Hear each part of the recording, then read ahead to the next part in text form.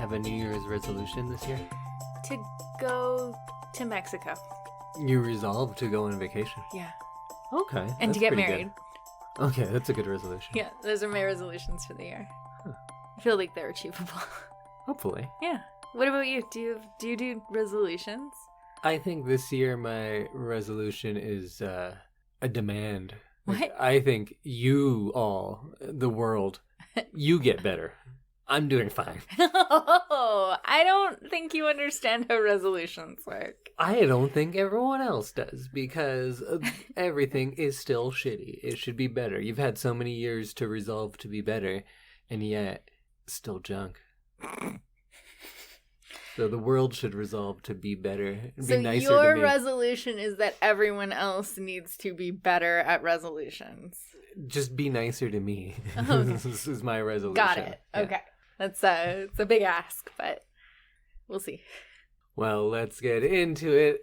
And welcome everyone to, I think, the last episode of I Love This, You Should Too, for the year 2021. And what a year it was. Yes.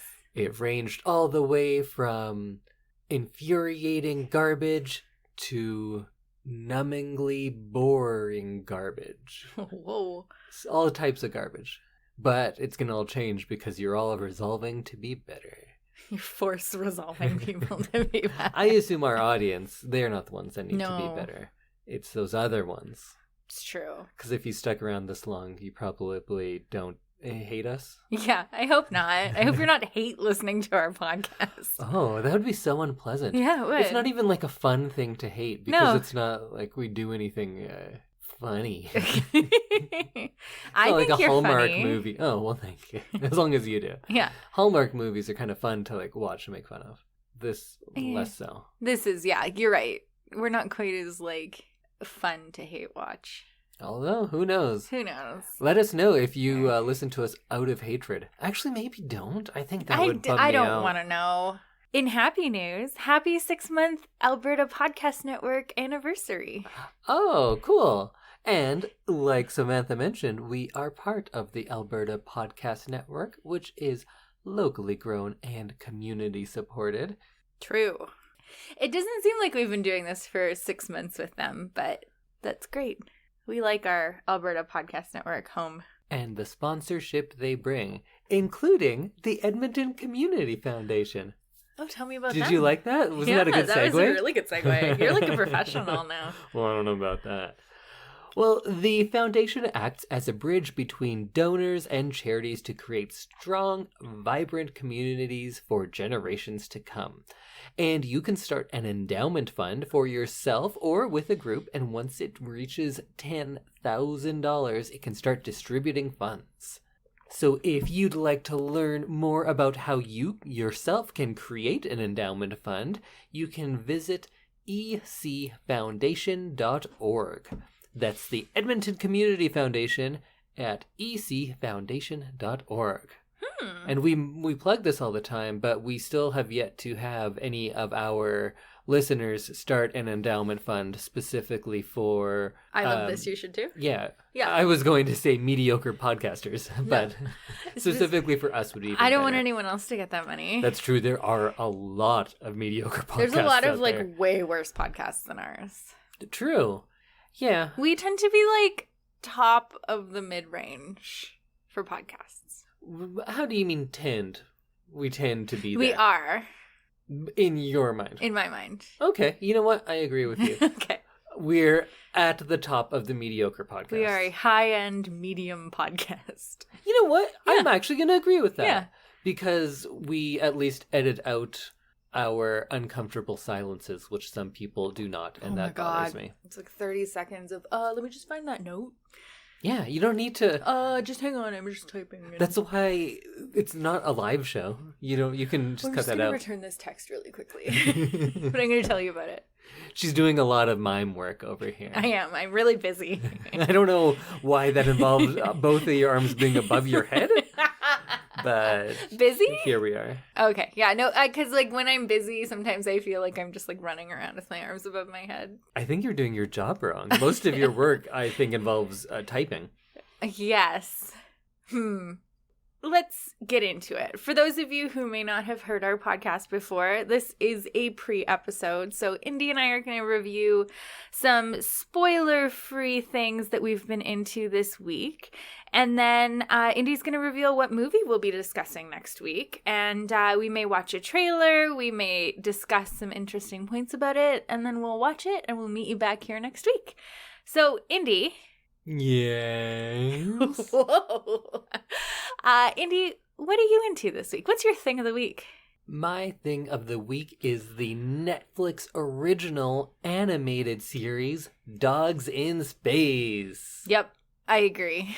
You agree that that's my thing of the week? Yeah. That it's deserving to be a thing of the Yes, week? that it is deserving of this prestigious spot. So Samantha has watched, I think, 2 or maybe 3 episodes with me. Yeah, like 3. Sam often jokes that I am a different person at night and I have a whole secret life. Yeah, nighttime Indy. Yeah. And I was like, what? No.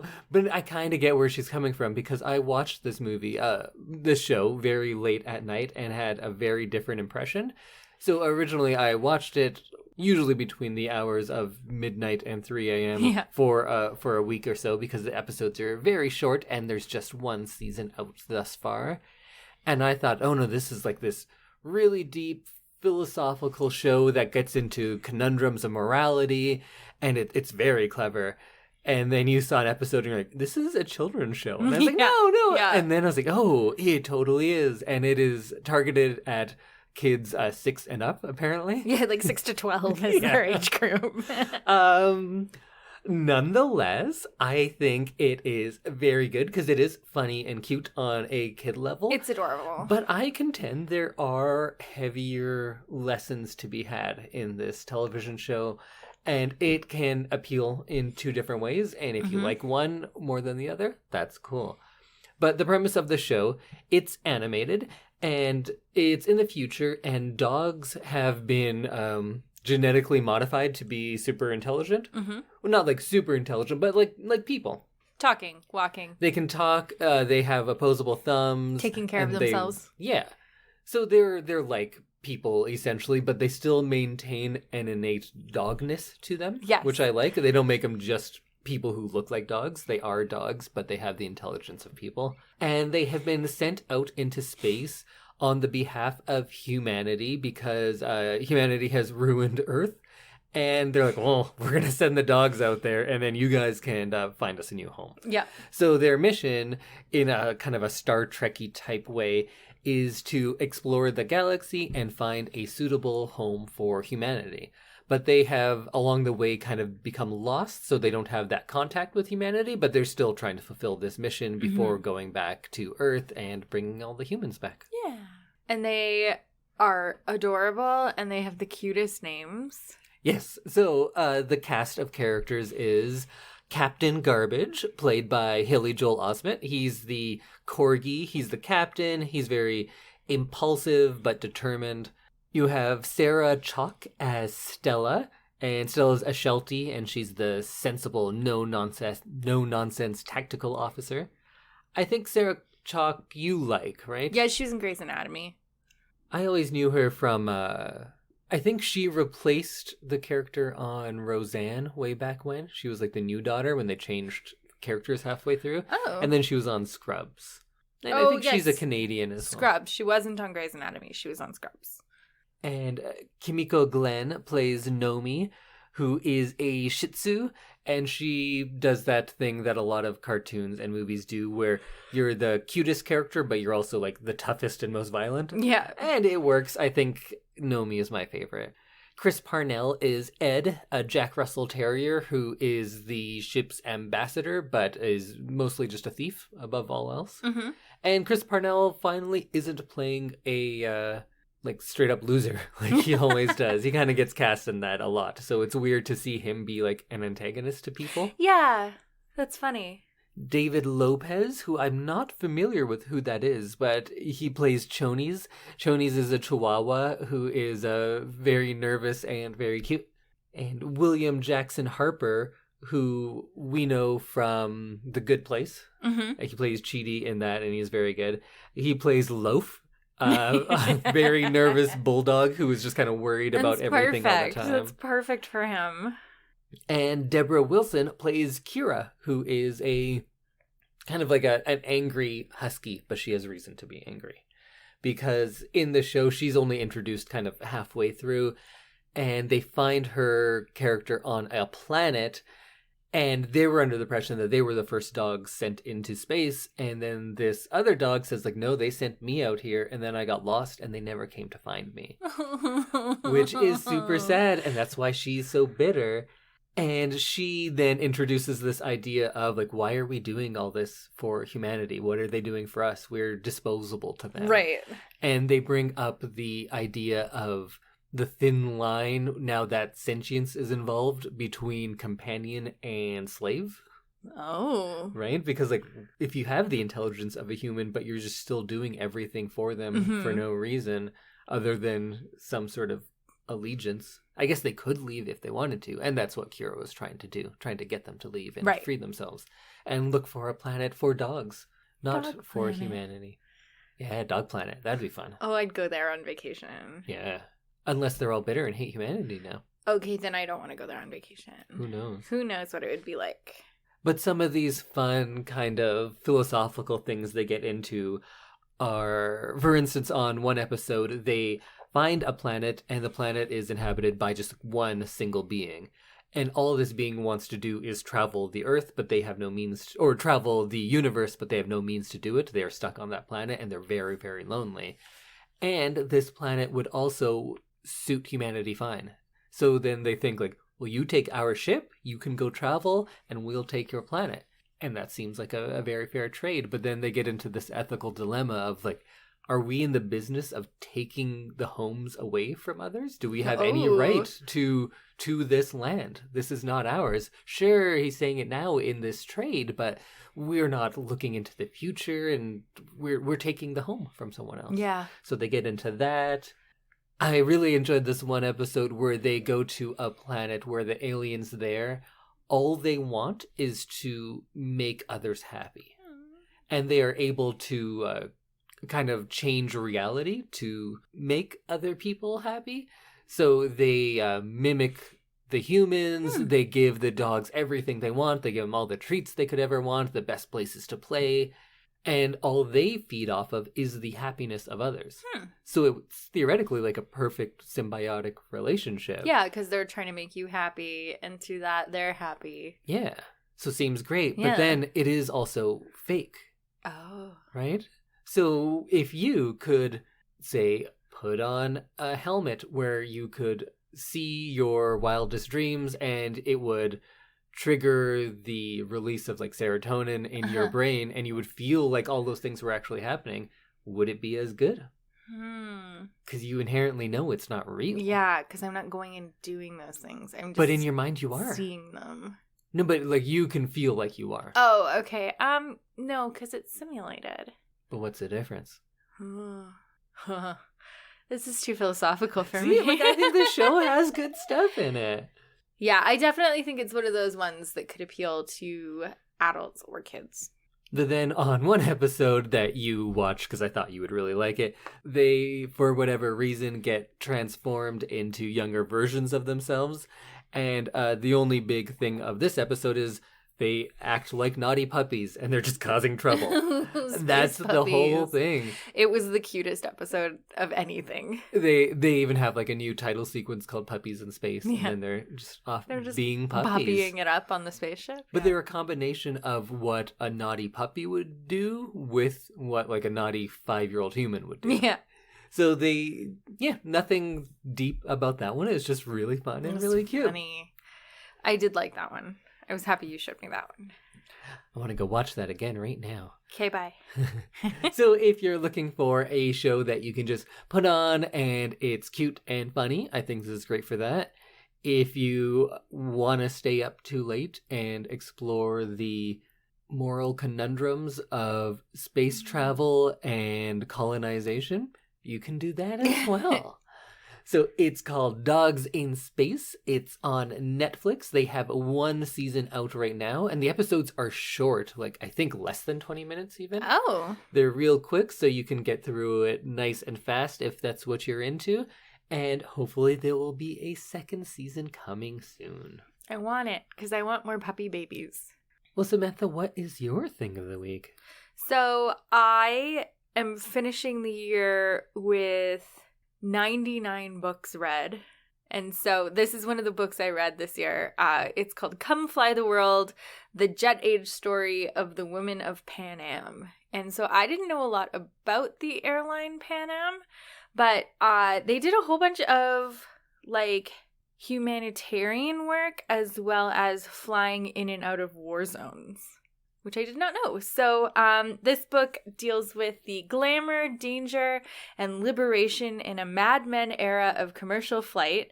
The Pan Am World Airways attracted the kind of young woman who wanted out and wanted up. Oh. Yeah, so these women were extremely educated for the time.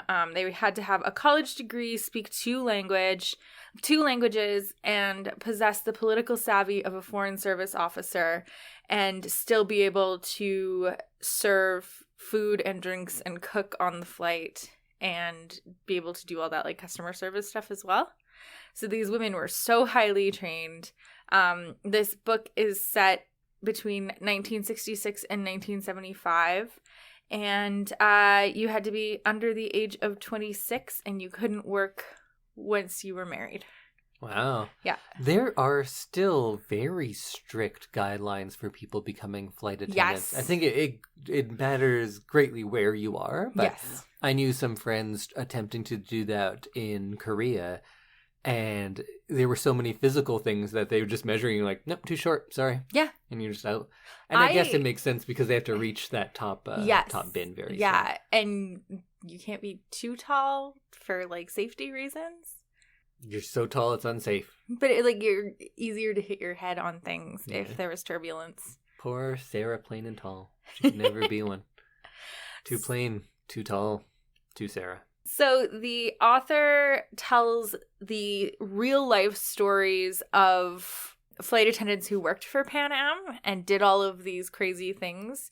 There was commercial flights and also rescue flights during the Vietnam War, flying in from Saigon to Hong Kong. There were like refugee flights where they rescued children, and they just had like a plane full of children that was like 3 times overloaded. There was many stories about like racism and also the like unfair practice of having to quit once you got married.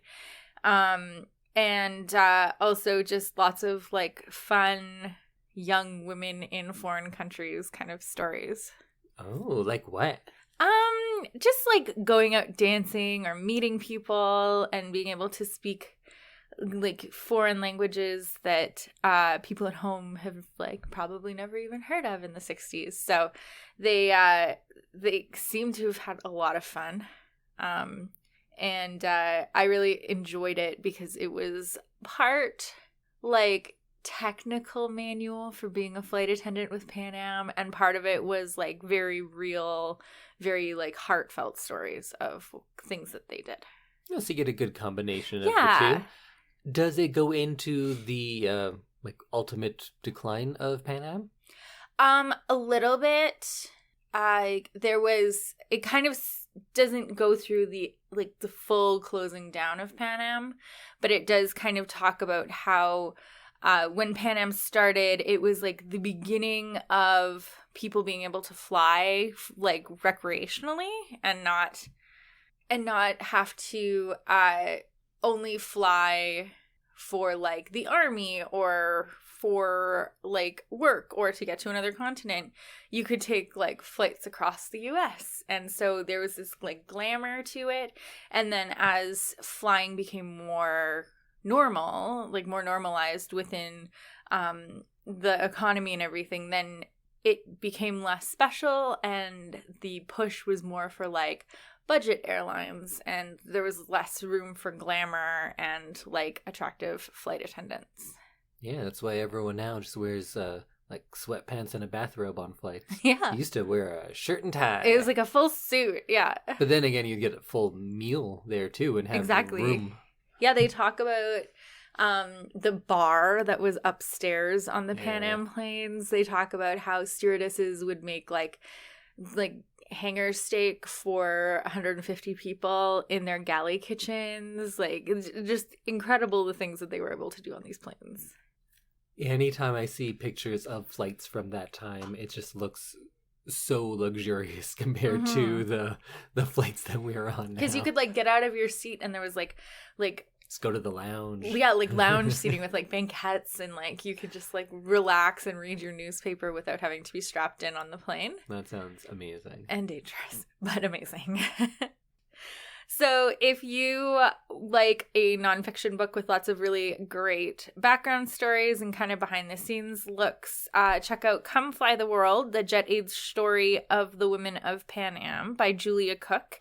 It's recent, so it was published March 2nd, 2021. And it should be very new. Yeah, it should be available everywhere you get books. And for the Edmontonian listeners, it's available at the library, I'm guessing? Yes, it is. I listened to it on Libby. That was going to be my next question. So it was another listen for you. How was the narration in this one? It's really good. Good. It's really, really good. Yeah. It's a good narrator, which, you know, I've talked about before. Mm-hmm. I care deeply about that. Yeah, because you're pretty much exclusively on audiobooks, right? Yes, I did not read an actual physical book this year. But 99 audiobooks. 99. So you are an authority on audiobook narration. So if Samantha says this one's good, this one's good. Well, it's actually, when we're recording this, December 16th, and I'm at 99 now. So I may break 100. We'll see. But yeah, so check it out. It was really good listen. It was a little longer than some of the other books that I've listened to, but I thoroughly enjoyed it. All right, so you can check out Come Fly the World in regular paper book form, ebook, or audiobook if you're cool like Sam. I'm very cool. Okay, well, we talked about how we've been with the Alberta Podcast Network for 6 months, and our second sponsor is Taproot Edmonton. So this episode is brought to you by Taproot Edmonton, which publishes curiosity-driven stories, topical newsletters, and locally focused podcasts, all in the service of informing Edmontonians about their community.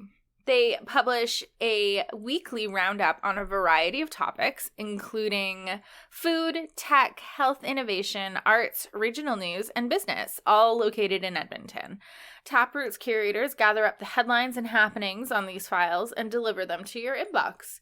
You can get 1 or 2 for free. If you want more, become a Taproot member, and then you can get as many different files as you want, plus other perks are just $10 a month or $100 a year. So if you want to join up or sign up for some free news, you can get informed at taprootedmonton.ca. Okay, Indy, it's time for the first non-Christmas movie in 4 weeks. What are we going to be watching next week? Well, I'm going away from Christmas, but I am keeping it cold and wintry. That seems appropriate. Do you have a favorite vampire movie? No. What are some vampire movies you've seen? Like Twilight. Okay. Interview with the Vampire. All right. So you're used to a world of romantic vampires. Yes. And there is that association for whatever reason.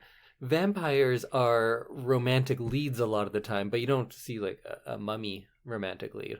I was going to say you don't see a swamp creature romantic lead, but then Shape of Water essentially was that. Yeah. But vampires, for whatever reason, are kind of glamorous and romantic in a lot of ways. Yes.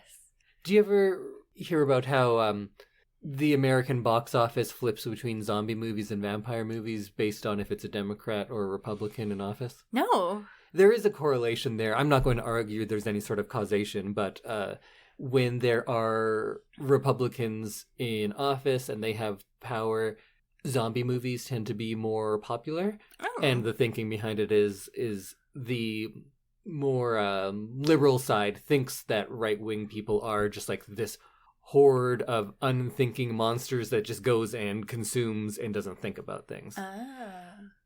Conversely, when a Democrat is in power, vampire movies tend to do better. And the thinking is that the right thinks that the left are all these European elites that are glamorous and foreign, right? Because vampires are often British? Not depicted as American, right? That has not much to do with what we were talking about, but I just wanted to gauge where your vampire knowledge is. You've never seen, like, Lost Boys? No. Nosferatu? That might be my favorite. Also, the Herzog Klaus Kinski remake that came many, many years later is very good, too. But one of my favorite modern vampire movies is a Swedish film that is translated as Let the Right One In. And that is what we're going to be watching for next week. Is it going to be really scary? No. Okay. No, I don't think so.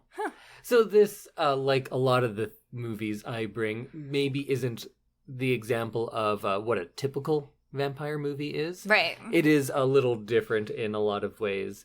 It's based on a novel that came out in 2004 by John Lindqvist. Okay. And I just finished reading the novel. I'd seen the movie when it came out in 2008, and I loved it. I might have even seen it when I was living in Scandinavia. Oh. I can't remember. But the look of this movie really reminds me of going to school there because it takes place in a Swedish suburb. And it's wintry and dark, and the suburbs are these kind of low-rise apartment buildings, and it looked a lot like my dorms in Norway did. Oh, cool. Also looks a lot like our kind of condo area. Oh. Because it's those, like, 4-story, like low-rise low-rise, apartments with little courtyards in the middle. Oh, neat. So some parts of it might look a little like where we lived. Cool. And it takes place in the suburb called Blackeberg in the early 1980s. I think it's around like 82, 83. I don't know if it actually specifically ever says, but you can tell by just looking at people that it is definitely in the early 80s. That's funny. It's such a like visible time frame. Yeah. This is another thing we were talking about is how colors have a time. Yeah. Like if I have an orange shirt, you'd be like, oh yeah, it's from like 1976. Yeah. It's so strange that colors go in and out of fashion, but they Like- absolutely do. Well, wait, what were we talking about? We're talking about the movie Let the Right One In. Not to be confused with the American remake called Let Me In, which came out, I believe, in 2010. So that's not the movie we are doing. We're watching the Swedish original. The American one, like, usually it's like, well, they just, like, ruin it and they take away all the subtlety. I think it's quite good, actually. Oh. But I think it's kind of unnecessary because how similar it was in a lot of ways. So it's just like, why? I guess because you don't need subtitles then. Maybe True. That's why. But you could dub it if you like really need to. But it's not going to do well in a theater in the True. U.S. as a dub or True. subtitled. This movie did quite well for a smallish... Well, I guess a big Swedish movie, but a small movie overall. It had a budget of around $4.5 million and got a return at about $11.5 million. So it's a profitable movie. That's Did good. well. And for a kind of sad, stark, sometimes brutal, sometimes romantic Swedish vampire movie that took place in the 80s, if it's getting any international traction, that's pretty good. Yeah, that's pretty amazing. Because vampire movies are a historically campy genre. Yeah. There's not a lot of serious movies. And this is, and I'm warning you now because you like to know what you're getting into. And I do. You've had some light ones recently. Yes. This is a serious movie. Ah. And I hate that seriousness is often conflated with pretentiousness. Like if you take something serious, you're taking things too seriously.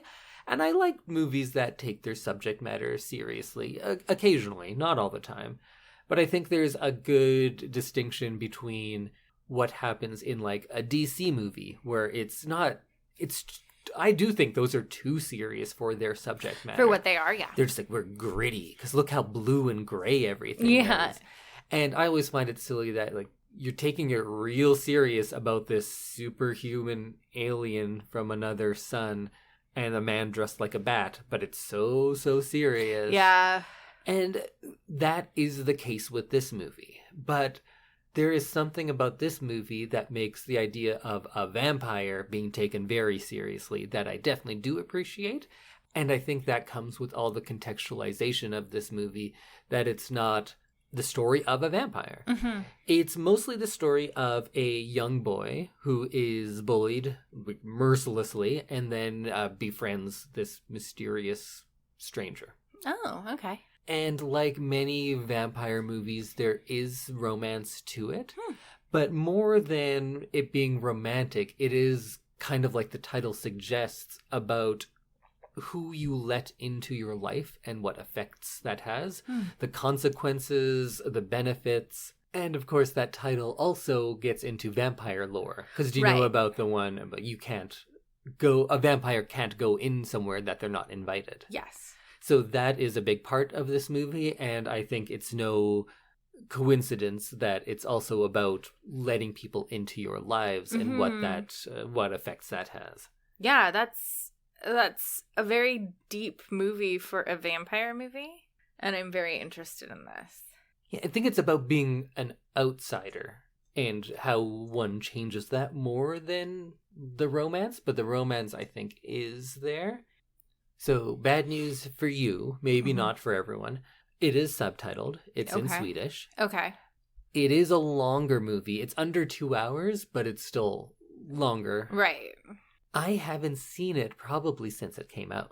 Oh, really? So, I really liked it at the time. I think I will still, because I just finished the novel, and I loved the novel. And it brought back a lot of memories from the movie, so I think the movie is still going to hold up. But we'll see, because making a movie with a 12-year-old leads about vampires could go wrong quite easily. True. Very true. Well, I'm excited because often you will have reviewed the material before bringing it to me. And so I'm interested to know if you still love it. This is a classic Sam move of, I liked this when it came out. We'll see if I like it now. Yeah. I've done it a few times, but I usually tend to be like, yep, still good. Yeah. In fact, I often end up liking it more than I thought I did. Yes, yeah. So maybe that will be the case. And if you are someone who does not want to watch horror movies, I don't think this is a horror movie. I definitely think there are horror elements and scary things, but it's not designed in the way like horror movies are of, oh, what's around that corner? It's going to be something scary. Right. There are things that are scary in it because it is a vampire movie. There is some violence, there is blood, there is killing. So it has those horror elements, but it's not designed as a horror movie. It doesn't have that same kind of suspense and then jump and that kind of thing. Oh, okay. And for you who are not into seeing any sort of violence on screen, it's one of those movies where if you actually look at what the violent scenes are in this, it's far less than the majority of any sort of action movie that comes out today.